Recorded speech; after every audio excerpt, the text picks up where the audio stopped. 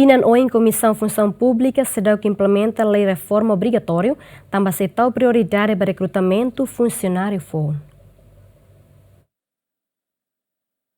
Presidente Comissão Função Pública Agostinho Letencio de Deus atau questão relaciona a lei reforma obrigatório nebema que aprova si Parlamento Nacional nomos hetangona promulgação si Presidente da República. Mas bem a lei refere si tamos lorong atu sida val nulu o difo tempo ba governo na função pública atu prepara mecanismo no regras balong foi implementa lei reforma obrigatório ba funcionário sira nebema tama ba idade neng nul resen lima no invalidez. Tuira Agostinho Comissão Função Pública se implementa lei reforma obrigatório ne e hatinan rihun ruanul resinen tambah saya tahu ulu prioridade ba recrutamento funcionário fong 2025 né ita halo processo preparativo na saída kata depois da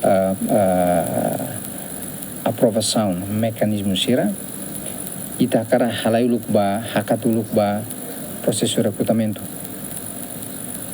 processo preparação ida tambah ita lakoi atu reforma tiama kita foi halo processo recrutamento ita ne karane de angkata preparação técnica sira hotuana ita precisa assegurar lai funcionário sira nebe maxei atu troca hotu tema itu foi hakat ba processo reforma obrigatória. Então amni hanu ne de angkata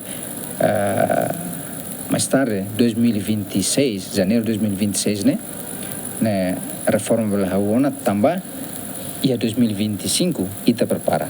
Além de ita prepara mecanismo sira, ita discutimos com o orçamento sira e ao mesmo tempo ita preparamos funcionário funcionário bem macato atu troca.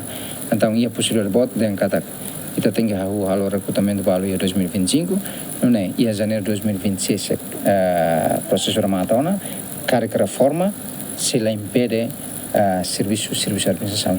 Tuirdaro susi Comissão Função Pública, funcionário sira nebe maktama baidade reforma no invalidez, hamutu krihun tol nulu resin, usi linha ministerial hotu no porcento neng nulu. Lamberto da Silva, GMN.